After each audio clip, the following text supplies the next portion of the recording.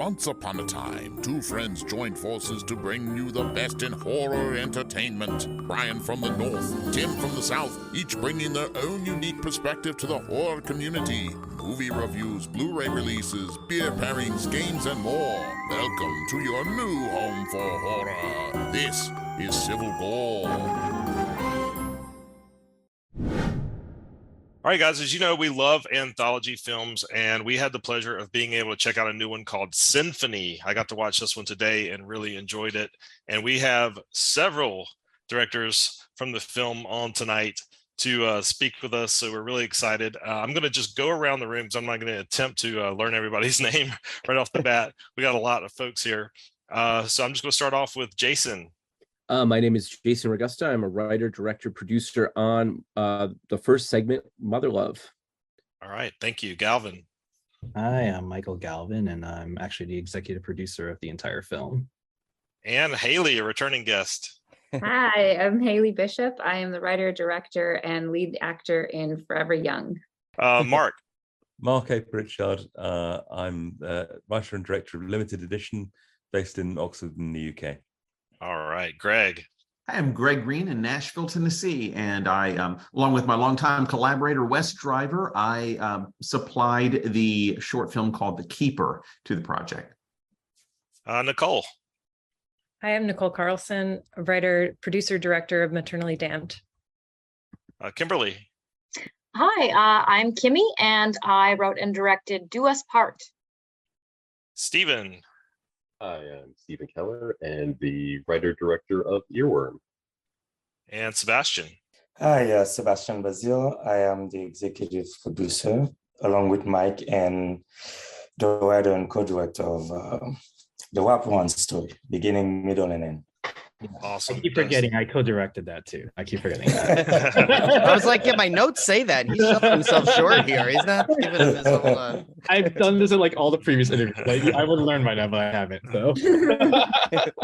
So hopefully I did not leave anybody out because my Zoom was jumping all over the place. But again, thank you guys for coming on. It was a real treat to be able to talk to all of you.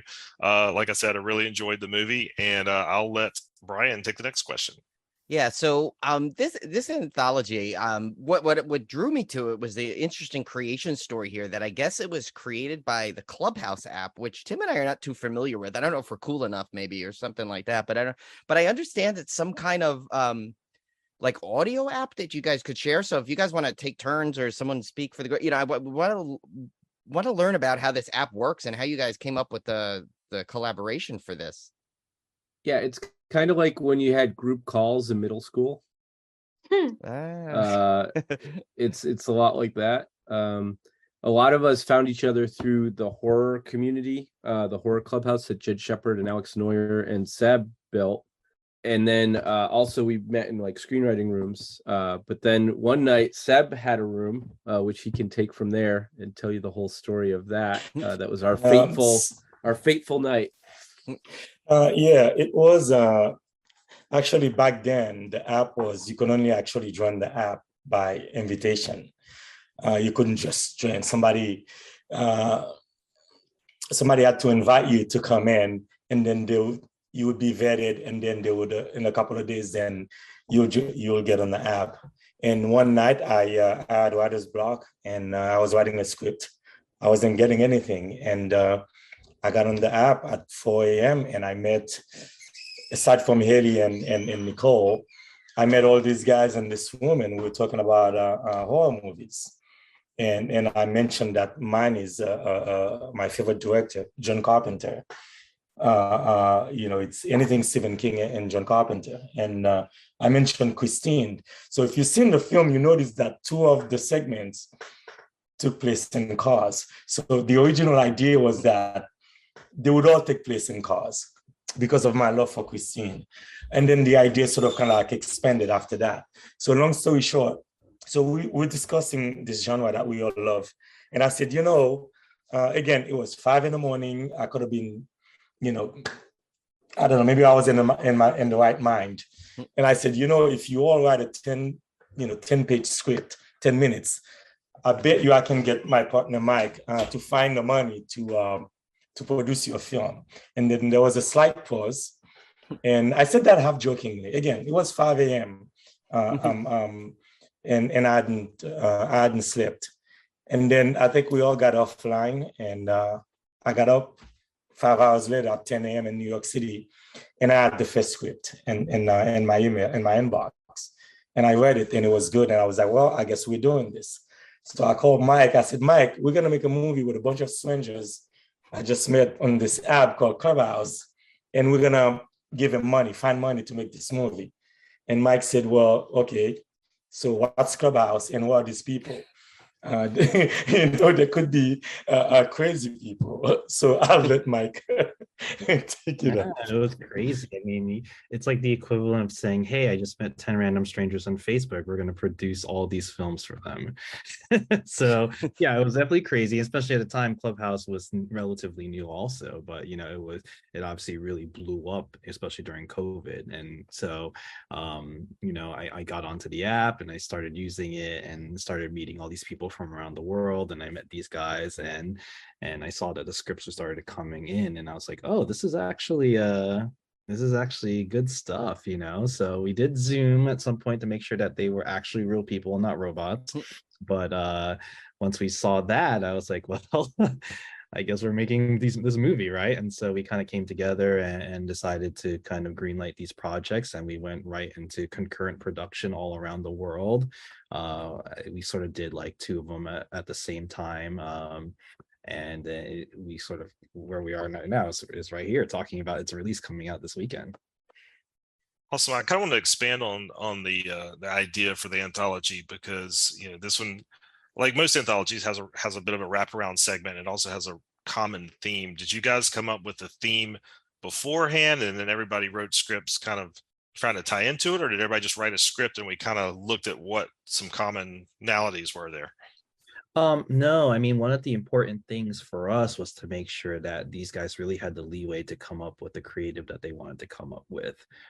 So, I think the challenge for Sebastian and I were like, at the same time, we're just going to get a bunch of these like all over the place scripts. And then we wanted that because, everyone's interpretation of horror is very different. And so, Seb and I kind of really put our heads together and realized that we could kind of tie them all together with a commonality through this song. And it's actually a song that's kind of interweaved by the main antagonist of the entire feature. And what's really cool about that is that we were really able to play with all these different genres that kind of fit all of the different styles of these films. And so you see, as you watch this movie, like there's the same song, but you hear it in so many different ways. And that song is what causes all the chaos that happens in each of these individual films. So we did sort of come up with this wraparound afterwards, but at the same time, right before we went to production, because of course we had to interweave into each story. Yeah, I thought it was impressive how many times you were able to get that song in a different way, in different like musical genre, and how it fit every short film. Essentially, it was like perfect, and almost to the point where I watched it a couple times, because I usually, whenever I watch a movie, I usually, especially when we're going to talk to creators of it, I like to watch it a couple times, make sure I catch everything. And it was like, oh my god, I didn't even there was one version of the song where it was so subtle I didn't catch it. I can't remember which one it was per se, and it's just and I thought that was so ingenious how you had that in there like that, and it's like essentially right in front of you that song is throughout, but still it has a subtleness to it that you don't quite catch, that it's how much it's affecting everything. But to tack on to Tim's question, so once you got when you came up with that idea of and you said, oh, okay, we're going to put the song to tie through, did everyone, and if everyone wants to skip a quick little comment on it, did it affect any way, do any rewrites because of it, or did you tweak anything? Or any kind of challenges with it? So I don't know if you just want to go around and take turns. I don't know if we want to. Actually, we didn't. It was a challenge for Mike and I. Again, the idea was to allow them to put up their creativity, and you seldom be part of an anthology where you actually you come up with the wraparound story, later on. And we felt that the song would allow us to do that.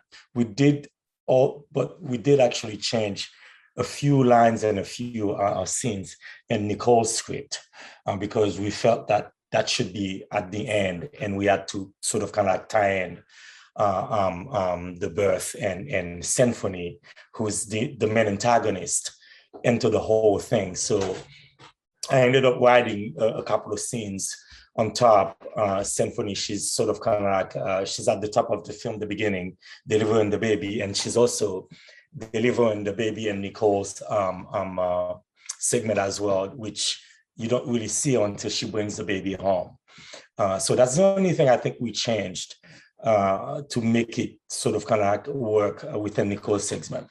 But I don't think we changed anything. We felt that the only thing we felt that would work is we didn't think the same song would work. So we felt like because they're all different, then we needed to record it in different genre. And we left that to the directors. Like Haley wanted that pop kind of thing, and I know Mark wanted sort of kind of like an opera, sort of kind of like in a way. So, and Greg, yeah, Arabic, and Greg and wanted the sort of kind of like folk, country kind of thing. And we had an amazing composer, David Feslian, who worked with each one of those guys individually to create the sound that coincides with each of their segments.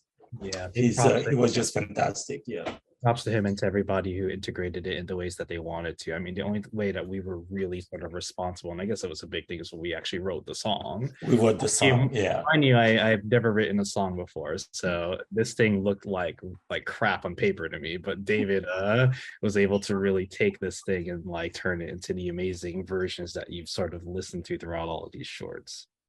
It was really neat to work with David on that. One change that did come about with our version of the song was simply that I thought, given that it was being listened to by a man in his later years, a senior, I thought maybe he'd be listening to like a Cher, Gypsies, Tramps and Thieves era version of it. And that's what I asked him for. And then when we listened to it set in the particular scene where he's actually relaxing with the bourbon, it just didn't fit. And then we went back to David and said, well, could we just try something more, kind of Americana, folklore, country? And he rewrote it, and we got a vocalist for it, and it worked perfectly well within that scene. So it was great to be able to work with such a talented composer who could adjust the music. And I mean, he turned it around like the next day. It was pretty amazing. Yeah, that actor, by the way, in that segment was amazing. I thought he was so great and so welcoming. I was like, I want to kind of stay at this little bed and breakfast here. He's a great guy, and we know him because my collaborator Wes and I have worked with him on several plays that we produced here in the Nashville area. He's a longtime actor here, and in fact, most of our cast members are people we know in the theater community. I think just about all of them are. Tim, you know what? I think we should just slightly jump off our interview thing, just because since now that kind of you guys said that like each segment was kind of a free for all, do what you want, create what you want. We should go around quickly and just, if everyone wants to give like a little bit of like their inspiration and description of their segment without any spoilers, of course, because we want people to discover this the way we did. Seems like. Okay, yeah, because I do want to give you guys a chance to kind of promote your segments because they're all really great in their own ways. So I guess I'll just start off with the same order I have on my screen. Jason. Yeah, so my segment called Mother Love, the original inspiration for it was kind of like Halloween meets the Evil Dead.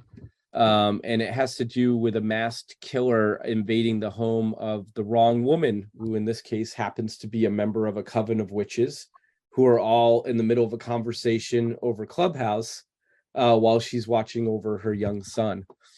And things escalate very quickly.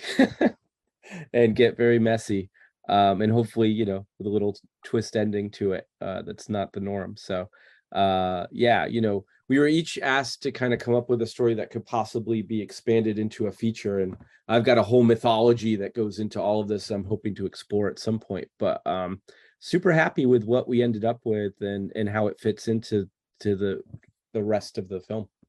Nice. All right, and the one we were just talking about, Greg.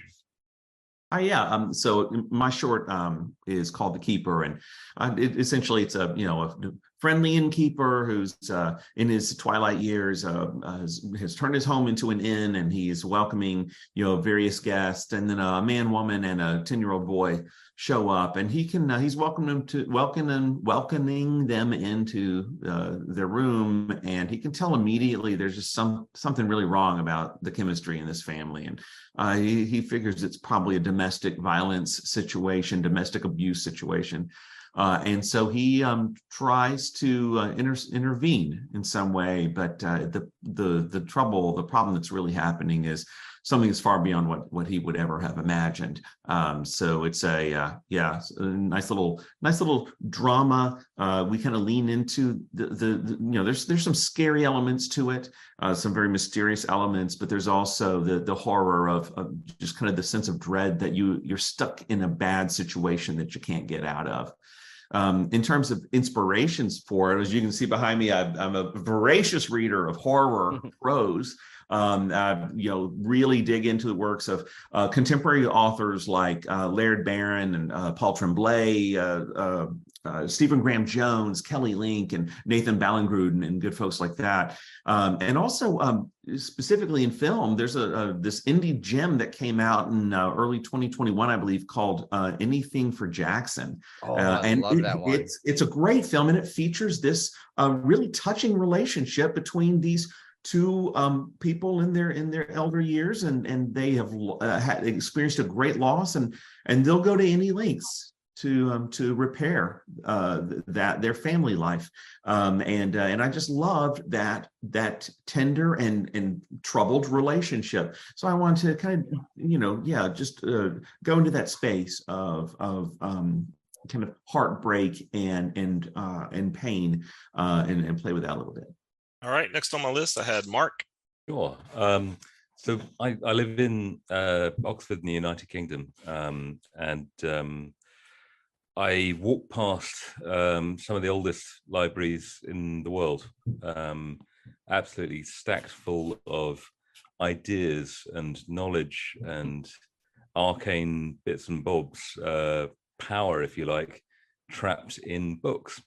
And it occurred to me it would be fascinating if the books did the trapping, literally, if they were able to grab the moments that they're describing. And this led to the idea, the inspiration for limited edition, which I've got to be careful not to spoil too much, because it seems to be my hobby, and getting that kind of Ruffalo reputation. So the story in 8 minutes sets up two women who, unbeknownst to each other, are trying to do the same thing, trap moments in time, and it's a story within a story about that. But my team and I were so delighted with the opportunity that Mike and Seb gave us, the creative control, the money contract, and getting to principal photography within 7 weeks of that clubhouse room. We wanted to give that everything we possibly could. So we made a really, what I hope is an expansive short film, 6 different locations, vehicular with the actor themselves driving the car, Stella Stocker, 3 company moves. We were running for 2 days trying to get that all in the can, and really proud with how that comes across on the screen. Next up, Nicole. Hi. My film Maternally Damned is a study of motherhood and all the anxiety that comes along with it. I've had a lot of experiences as a mom of 2, and a lot of experiences that have affected me with my friends close by. I wanted to just kind of take all of that, put it in a blender, and make this film where women can look at it and go, oh, other people experience this too. It's okay to not be all bubbles and rainbows and rubber ducks. It can be something that's scary, and we can get through it together. And in the end, I wanted to give her power. And so, that was my goal. I don't want to ruin anything. I know it's difficult sometimes to go through the thing without giving a spoiler. So but my kids are definitely an inspiration to me in my every part of my life.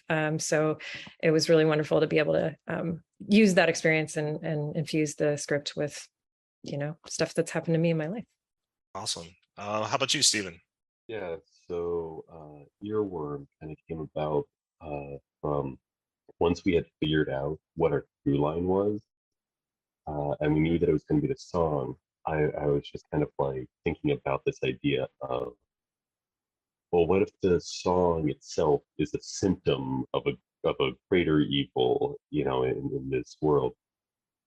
And so then the idea kind of popped in my head of, well, what if the song's stuck in your head? What if you have this song that's just kind of playing in the background of your mind, and then slowly kind of takes you over, and then taking that and mixing it with real world verses where they have the same ability of fungus will latch onto its host and take over its mind and actually drive it crazy, and force it to basically do things against its will. And so playing around with those two ideas kind of drove me into Earworm, where the notion may get a little literal. That was the starting point for my film. That was great. I really like that segment. Kimberly. Yeah, mine is a really atypical haunting, Do Us Part. I wanted to play at the very edge of what horror is and what horror can be. So it's a little bit romance, it's a little bit comedy, it's a little bit of everything. And I really wanted to explore relationships and separation, and sometimes that means death. So I got to play in all of those facets, and kind of make a little lovely haunting. Very nice. Haley. So mine's Forever Young. It's about a woman who is struggling with turning 30, and in a dire attempt to preserve her youth, she engages in a social media dance craze. We might know them as TikTok dances, and has dire consequences for her, which I don't want to say what they are without spoiling it. But she's goes back to somewhere she doesn't want to be, and it was kind of born out of the pandemic, when everyone, in their late 20s, early 30s was starting to get on TikTok and trying to emulate what these teenagers were doing. And I kind of thought, wouldn't it be funny if there was a punishment for trying to act like a teenager again? And then, I took it from there. It's a comedy horror, similar to Kimmy's, where it kind of plays both sides of the fence. Yeah, that one little hit it too close to home because I just turned 50. So it's like that one, like just to me thinking that, I'm like, oh my God, I wish I was still turning 30. It's like... Yeah, I was about to say, my daughter would definitely say there's a punishment for trying to be a TikToker. I've tried it before, and she didn't take too kindly to it.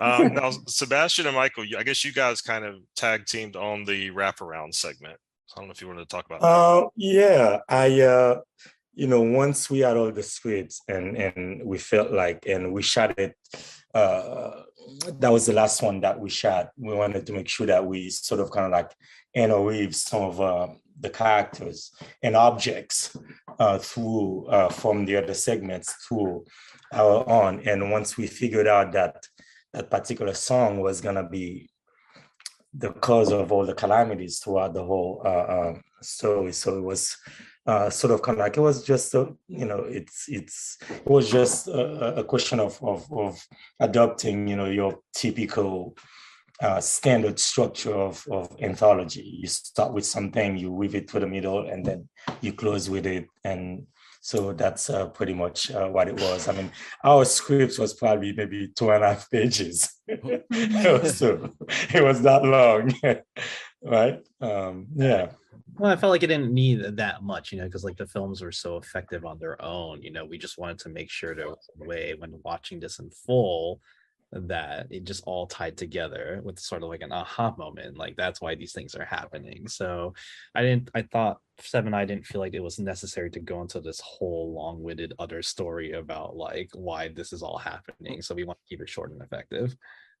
I think you guys did a good job, because usually the wraparound segment is kind of, has this like almost like basic quality, and you guys had, it was like weaving in and out through a couple of sequences that I thought was really impressive. How you managed to get that to the point of where you're like, where the wraparound segment is actually extremely memorable as well, which is, some people say, oh yeah, and there was a wraparound, and that's how they say it. But like with this one, it's like, it's a very key piece to this in every way. So yeah, Yeah, I mean, like thank you. down to the Yeah. credits, like like it was sort of like a way to tell the story all the way down through the credits. And when you watch that down, it still is sort of like part of that wraparound per se, right? But like what Sebastian mentioned earlier, what was really great about sort of doing it last was we were able to kind of incorporate a lot of these shorts in a very specific way. So you really felt like there was like that integration into that story. So it wasn't like what you were just mentioning. Yeah, I'll tell you guys, Brian and I do a horror challenge every October in which we have to watch 31 horror movies that we've never seen before throughout the month. And one of the, we have different objectives. There's very specific things you have to fulfill.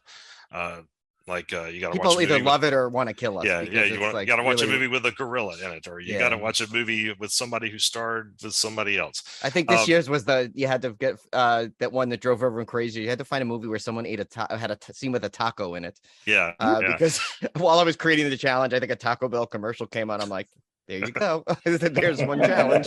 Did you actually find movies count as a horror film? Yes, Yeah. we actually found that I think we found 3 different ones people have mentioned, right? Yeah, One was like Carne the Taco Killer, I guess. Taco Maker, yeah. Taco Maker. Oh, and then man. there's a great anthology actually called Barrio Tales, and that had 3 segments, and one was a cannibalistic taco chef. So Oh yeah. So where I was going with that is one of the objectives is to fulfill the one objective, you had to watch 31 horror shorts. And so that's what I did. I watched 31 horror shorts in a row, and it really gave me a new appreciation for it. I mean, I haven't been one that watches a lot of horror shorts. I love anthologies as feature films, but I don't usually go out on YouTube and watch a lot of horror shorts. See, I'm the shorts guy of the podcast. I watch a lot of shorts. I love them. But I was watching, I was watching stuff that was under 5 minutes. I mean, 2 minutes sometimes less than 2 minutes, and they were incredibly effective. It was really just a total new appreciation for it as an art form. And when I was watching it, it was kind of good timing because I had, I'd gone through that, had gained this new appreciation for how effective these horror shorts could be. And then I watched your film, and it was like kind of being able to experience that again, but now with a running theme, but being able to see just how great horror can be in these short little segments. So I just wanted to mention that because I thought it was something I just kind of discovered here recently, how much I enjoyed those shorter horror forms. Yeah, and I actually We're so glad you liked it. Oh, yeah, and I want to add that to Tim's thing too. Is I know I am someone who does watch a lot of shorts. I love anthologies. I watch it all. What's impressive, I think, about this is you had so many different styles of films in there. The Kimberly and Haley. You guys had that little comedy, horror bit, and everyone just had the different types of horror, and yet everyone worked well. It's like every segment was memorable, which is and especially you had I think there were 8 or 10, right? I'm trying to think off the top of my head. I can't remember nine with the with the wrapper. Okay, yeah. So I mean, and all of them were memorable, which is pretty impressive to do because I've seen horror anthologies where there's been like 3 and like 1 is good and the other 2 aren't. So it's like, so I just want to hats off to you all on all creating like such memorable segments. Thank you so much. Thank you. I think it's a real testament for it's for really Mike and important.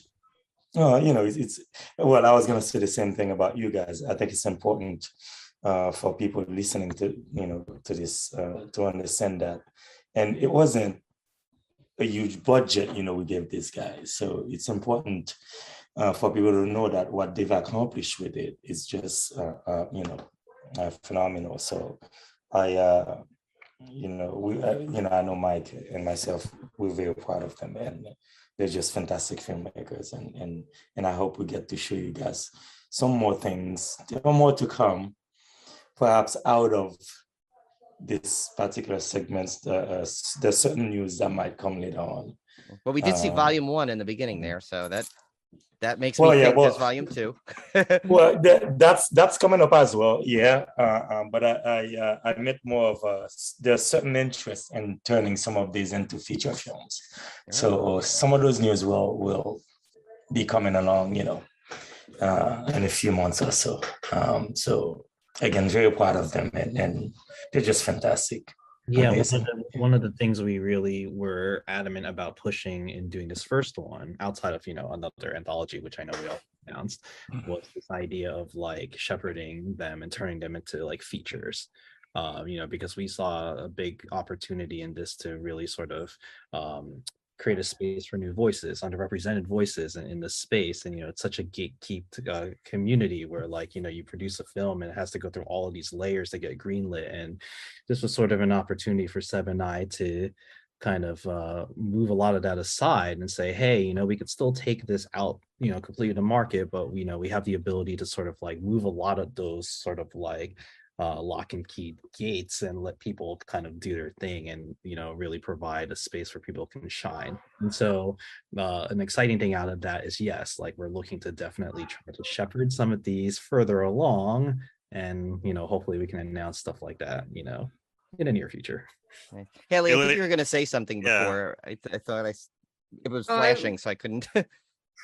I was more going to say, I think I can speak for everybody that Seb and Mike really gave us all, a huge opportunity with this, which isn't easy it's never easy to find funding for short films. There's usually no way to get your film seen like we're getting ours seen. And to go back to your point about the quality, it's also a huge part because Seb and Mike worked with everybody and made sure that they supported us throughout the whole process where we needed extra help or extra hands. Or I know Mike jumped in and did a lot of editing, and Seb was always there on the other line of the phone if you needed like moral support, which you wouldn't usually get from your EPs. And I think that's a real testament to them that this turned out so well, because they even, they had to make sacrifices on certain projects that maybe didn't fit the bill or didn't reach as high as they should have for the greater good. And I know I'm personally really grateful that I get to be a part of this with all these amazing filmmakers, but I also got to meet Mike and Seb in this whole process and how these new friends and champions in this industry, which is not always the most inviting industry. I want to thank you guys so much for coming on. I do want to give you a chance to tell our listeners when and where they can check out the film, because I definitely want everybody to see this. Yeah, so the film comes out this Friday. Woohoo! Basically like a day from now, really. So it does come out in some select theaters, but it also has a nationwide release on all major VOD platforms. So you can get it primarily on Apple TV, Amazon Prime, Google Play, a lot of these sort of transactional platforms that you can check it out on. And Apple TV, for example, already has it up as like a pre-order, so you can watch the trailer there and hopefully click and support all of these filmmakers. It's important for us to show that like people like this stuff. It makes it a lot easier for us to talk to all the other players that make these things happen and say, hey, here's the audience for this. Like, of course we want to make more, and of course we want to support these voices. So and our talents, we have a lot of talent out there, and sometimes it's people just need an opportunity, and meeting these guys and now knowing that there's a huge possibility we're going to be making more things together. And it's a whole group of friends really became strangers who became friends and then family. And it's a very interesting, it's an amazing thing. Yeah. It's such a highly unlikely story that we just happened to meet on Clubhouse. We happen to have a patron in the form of Sebastian who lent radical trust to us, and then pulled Michael Galvin into it, and he ended up giving his trust as well, and ended up seriously like becoming not just friends but a family, and supporting each other, cheering each other on. And if any one of these short films ended up being adapted into a feature, I mean, it would be so thrilling and so cool. But either way, I'm just so excited to see what comes next from my friends in this panel. It's just like, when does something like this ever happen in an industry which has a lot of gatekeeping and a lot of competitiveness, and sometimes a professional jealousy and resentfulness? This is the exact opposite experience here. I wonder if this would have happened in any other community but the horror community, which is, in my experience on my social channels, Twitter's the big one for me. It is the warmest, most inviting, most welcoming community.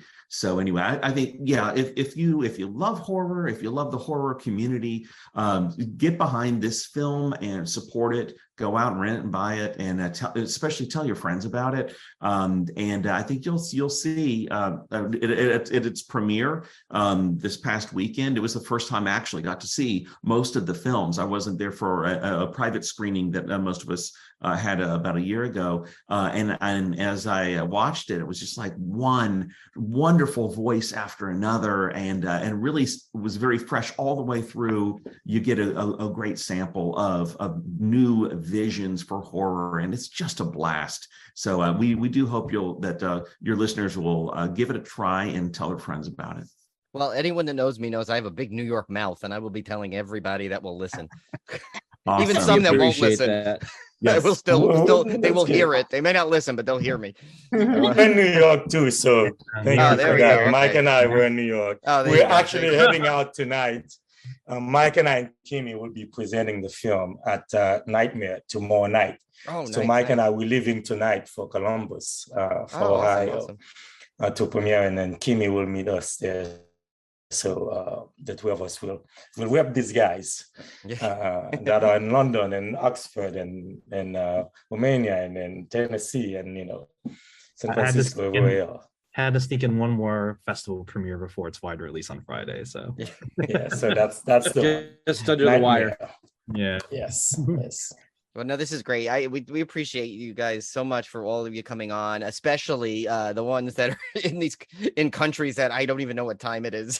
They are, and you guys are still as like enthusiastic as if it was like our time at like 8:30. So we definitely appreciate all that. And we definitely are going to keep an eye on of course how this film does, but all your next projects. And anytime you have any of you want to help get the word out of any kind of project, just send us any kind of email or we're on Twitter, Instagram, everything. We'll make sure we get it out there because we some we knew, some we didn't, but now I have such confidence and I'm looking forward to the next creations from all of you. So Thank you so Thank you. much. Thank you so We- much. We really you appreciate guys. it. Yeah. Thank you. Thank you. Thank you so much for having us on. Yeah, thank you.